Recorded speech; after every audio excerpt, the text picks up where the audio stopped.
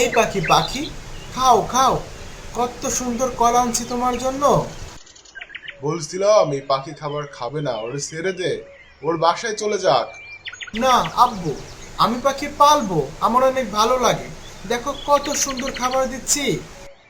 দেখো ওরও পরিবার আছে, ওর পরিবার রেখে তুমি যতই খাবার দাও ওর ভালো লাগবে না।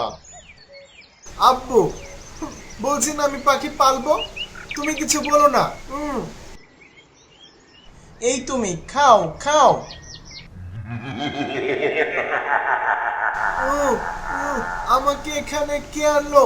আমি আমার আম্মুর কাছে যাব, আম্মুর কাছে যাব। হা হা হা, আমার বাচ্চা ভালো লাগে, আমি বাচ্চা পালবো।